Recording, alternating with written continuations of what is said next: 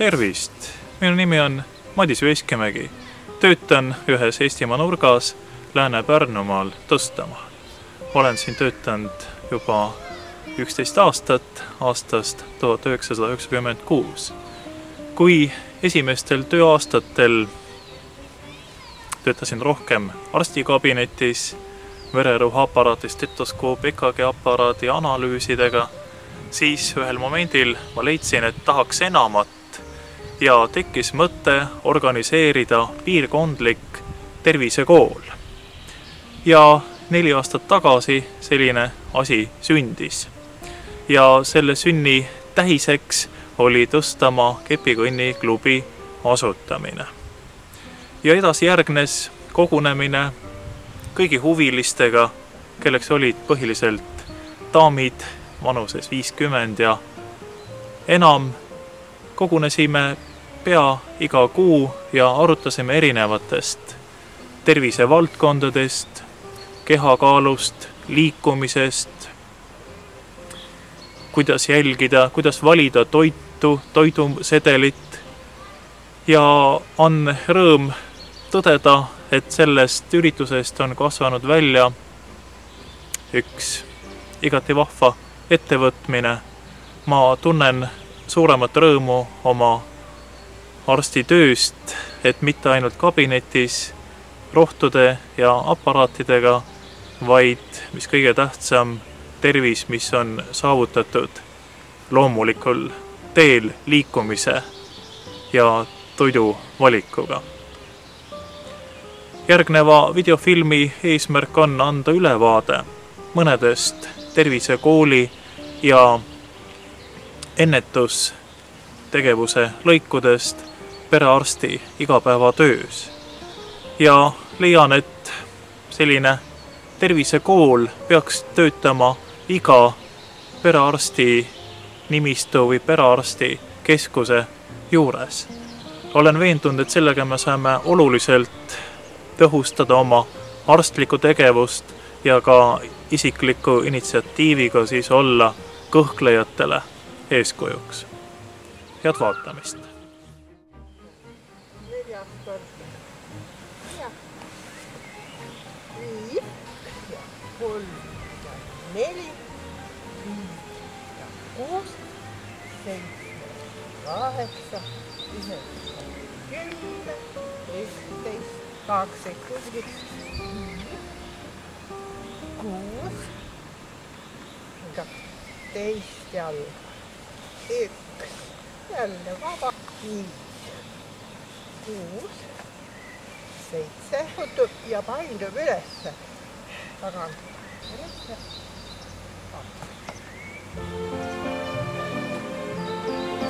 ja siputame jalga ja see olekski nagu selleks on see kõlma lahti ja peab seda hakkab kõndimine.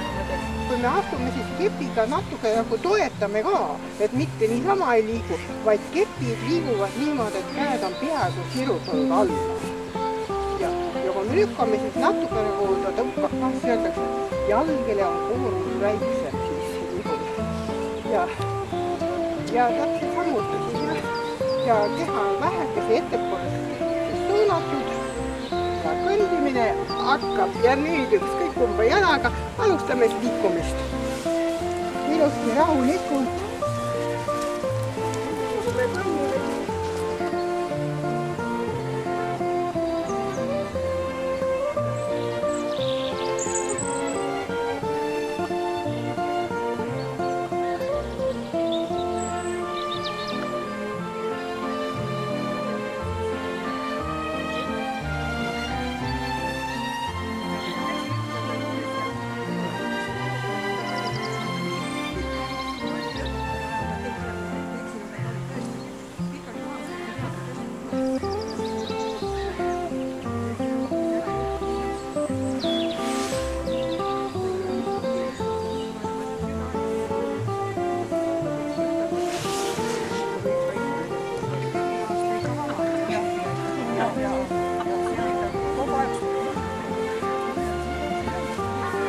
mis? ei olnud ees. Mare, teie olete selle kepikõnni initsiaator siin Tõstamaal ja mul on väga hea meel näha, kui külmal talve hommikul või sügisel või varakevadel üks seltskond daame lähevad reipalt sammul arstikabinetist mööda ja ei olegi asja arsti juurde, sest nad on teinud ise oma tervise heaks väga palju. Aga räägime veel, kuidas kepikõnd jõudis teieni või teie kepikõnnini? Et liikumise juurde ma jõudsin 2000. aastal, kui avastasin, et minu kehakaal oli väga suureks tõusnud ja kehakaal oli minu normväärtusest 22 kilo rohkem. Kui mõned pilkasid, ütlesid, mis nad nende keppidega käivad, mis nad nüüd näitavad jogustavad ikka. Aga igaüks teeb ikka omale ja soovitan ikka kõigile teha. Ütle, kuidas see uneneb? No ma ei oska öelda. Ega vast nii või naa, eks see uni meie eas võib-olla oleneb kõige rohkem juba, kuidas sa seda elu vahest võtad, kui vahest mõni mure tuleb ja ega ei ole tarvis ju muretseda, pole ju nii midagi, aga siis ta ei taha tulla, aga no teine päev magad jälle tagasi. Aga jälle, eks ta ikka mõjub paremini juba ja soolestik läheb ju vanemal inimesel aeglasemaks ja nagu praegu selle küll ei kurda. Et jälle ikka täitsa tore, et selline asi on välja luputatud. Mina käin ka kepi kõndimas tegemas selleks ka oma tervise nimel, et mu liigesed ja lihased saaks treenitud. Mina käin rohkem kevadeti nendel kuudel ja siis sügise kuudel. Suvel siis ma olen rohkem aiamaal. Ja nüüd mul on omal partner, kellega ma kogu aeg käin, see on Liia Soomre. Ajan teda, ikka lähen alla ja ajan teda välja, et lähme nüüd kepikõndi tegema. Ja talvel me suusatame. No ma ei teagi muud rohkem, et väga-väga hea enesetunne on, kui käid ära kepikõndimas või suusatamas, enesetunne on väga hea. Rõõm kuulda. Kena. Kepikõndi olen ju üldiselt vähe teinud ja ega ma alguses vaatasin ikka küll, siis kui nad alles hakkasid siin käima, et mis asja nad seal nende keppidega jauravad. Aga nüüd olen tänu Taimile olen hakanud ju ka käima, aga see on ju veel niisugust vähekest aega. Aga üldiselt mõjub ikka tõesti väga hästi, kui Sutirannast tuled ja kui sealt mere äärest seda head mereõhku veel endal sisse hingad ja pärast sealt nende keppidega tuuseldes tulema on ikka tõesti, kui koju jõuad, on mõnus. Võin öelda tõesti doktor Madisele, et minul veel arstirohtudega tegemist siiamaale ei ole olnud. Ju see on ikka tänu sellele liikumisele ja enda tagant utsitamisega ikka alati mine. Meie arst ju tunneb ka selle vastu huvi ja tahab, et ikka need inimesed teeksid seda kepikõndi, kui ta ükskord tuli siia ja terve süle oli keppe täis ja mina sain ka need kepid. Võib-olla, et ma ei oleks ostnudki neid keppe, aga nüüd on mulle annetatud kepid.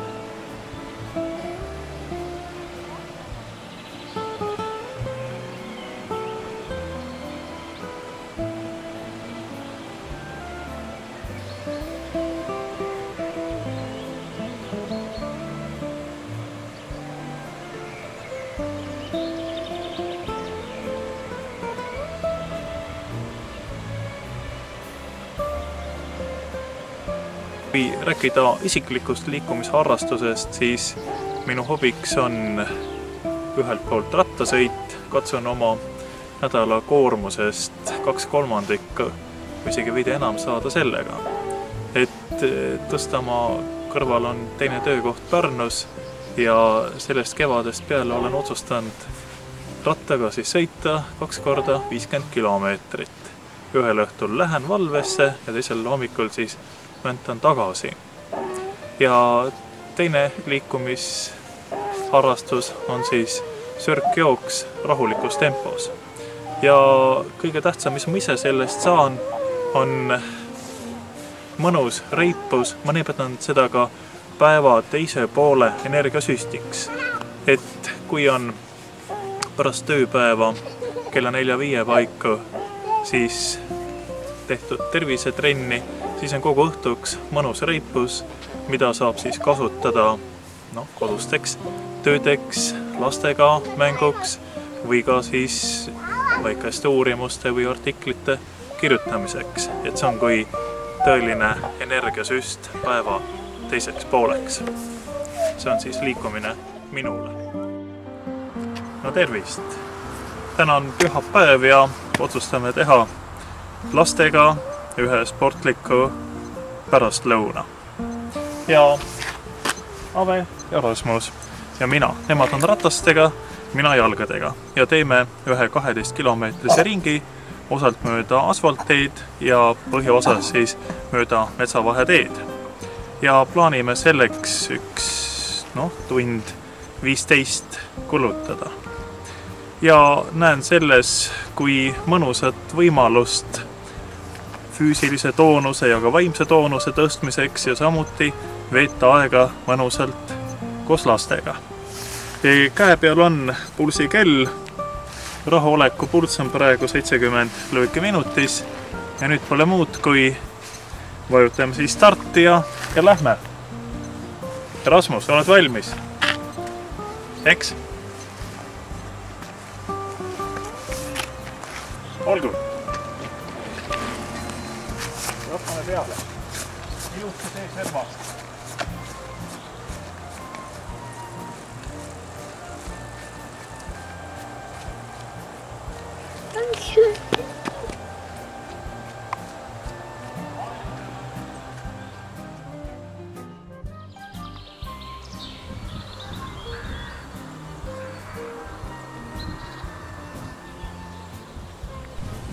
Initsiatiivi, projektide ja omavalitsuse abil toimib Tõstamaa lasteaia ühes tiivas taastusravikeskus. See on koht, kus saame patsientidel läbi viia mitmeid füüsikalise ravi protseduure, nagu massaaž, osokeriit, parafiin ja mudaravi, elekterravi ja ravivõimlemine. Igal neljapäeval ja esmaspäeval koguneb 10-15 soovijat seltskondlikuks ravivõimlemiseks.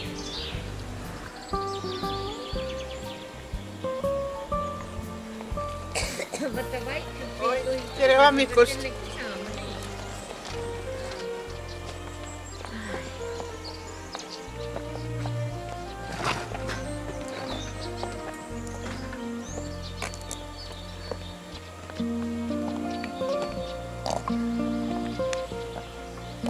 Tere hommikust! Tere hommikut! Oi.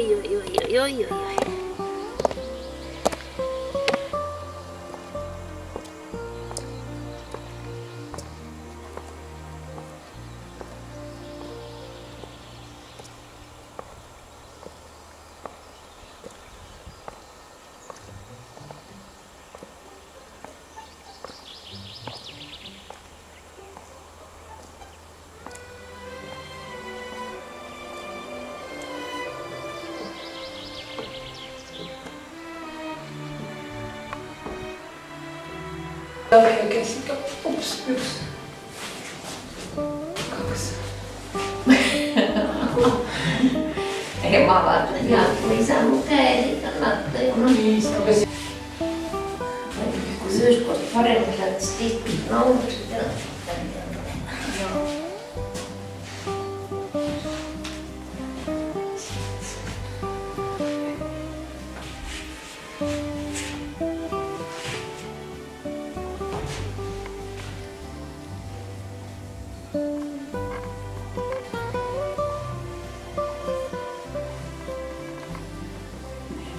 sellist halvelised, joodavad ja söödavad.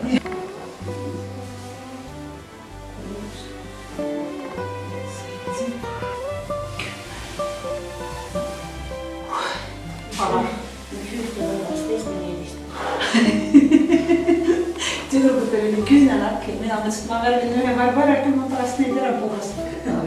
Ajame siis juttu. Väga meeldiv on teid näha ja tegelikult saab meil õite pea täis 10 aastat sellest üritamisest.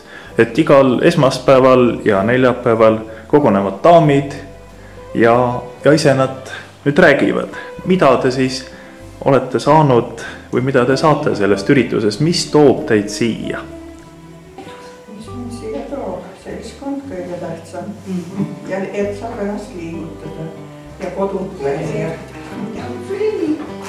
Me oleme ju pensionärid ja me tahame ju väljas käia ja liikuda ja siis on koht ja siis mõtle, kui tore, kui saad teistega kokku jälle ja nii, et siis see käimine on ju ideaalne siin ja siis pärast seda tunned ennast hästi, mida veel siis vaja on. Ja veel kõne ei jutud täna. Nii, mida Liivi räägib? Mina räägin seda, et ikka igasugused klubid ja seltsid ja aga mis meiesugused ikka teevad. Mina näiteks ei laula. Tantsid ma elus olen, aga praegu nüüd enam ka ei saa tantsitud mitte ja sellepärast eks igaüks otsib oma sugust seltskonda, kus ta kõige põnevsam tunneb ennast. Ja mina tunnen ennast siin tõesti suurepäraselt. Et kodust välja saab näiteks ei viitsi kodus hakata võima. Võiks ju kodus samad harjutused teha. Aga siin teed järgi need. Ja seltskond ka muidugi ja tore on ju. Tead, et peab minema ja lähed ja saad võimelda ja teisi näha ja Rita vahel vaata vererõhku ja teeb pane süsti ka, teda käes on. Ja kuuled, mis elu elatakse ja meie hea see kontroll on niisugune... Liikumine on ikka tähtis. Kontroll on nii hea, et tead siis, millises tervise seisundis sa üldse oled. Ja juhenda on meil suurepärane. Tema pärast, tema on...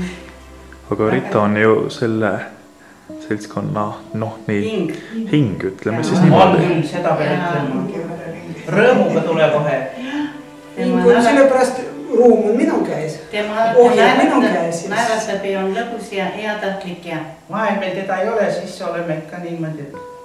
Räägime sellest, et... peame hästi vait ka. Meie jutt ei ole nii tase. Ajame juttu Leidaga tema kenas kodus. Leidaga algas meie tutvus üle 10 aasta tagasi. Ja Leida tollased probleemid tervise osas olid järgmised. Esiteks kõrge vererõhk. Teiseks piiripealne veresuhkru tase. Ja kolmandaks liigne kehakaal. Edasi selgus tõsiasi, et kehakaal püsib ja patsient vajab püsivalt vererõhuravi ja aastate kulgedes selgus, et patsiendil kujunes ka suhkruhaigus.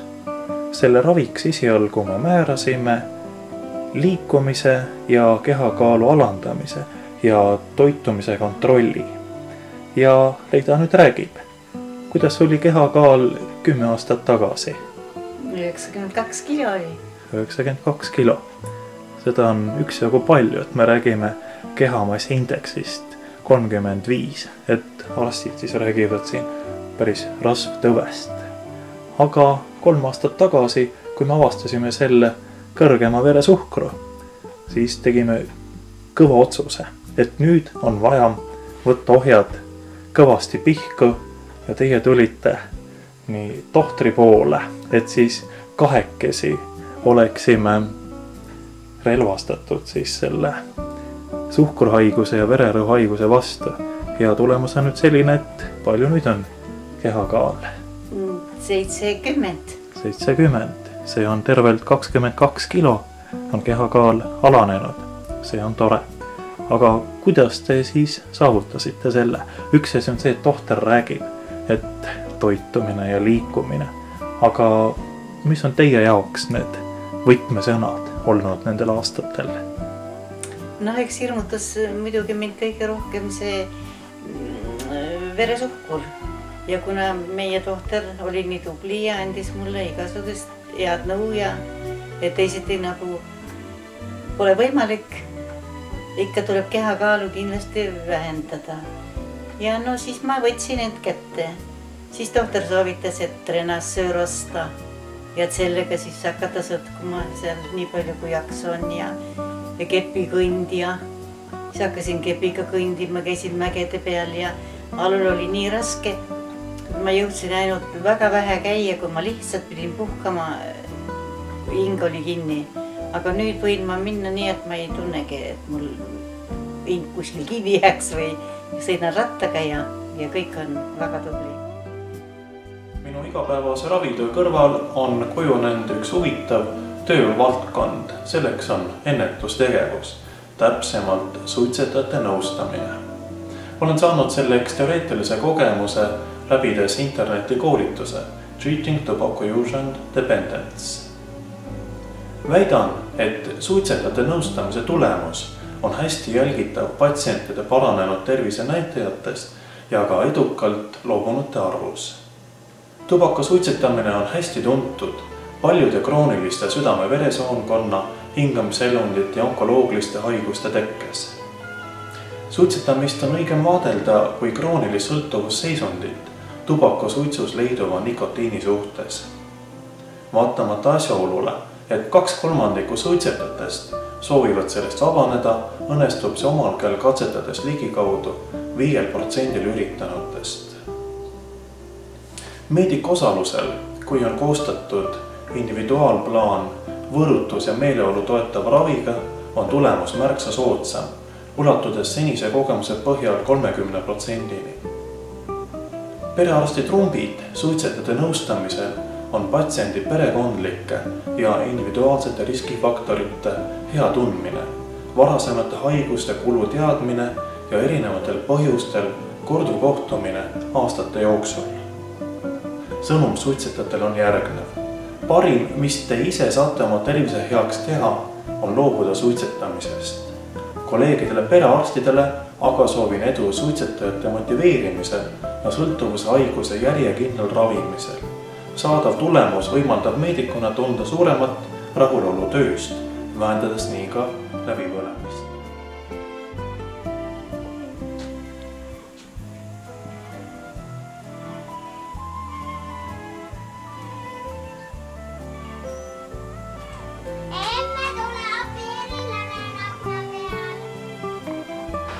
Tule tuppa. Tulen ja ajame juttu. Tere, Valeri. Tere, veel kord. Kena kevadet sulle.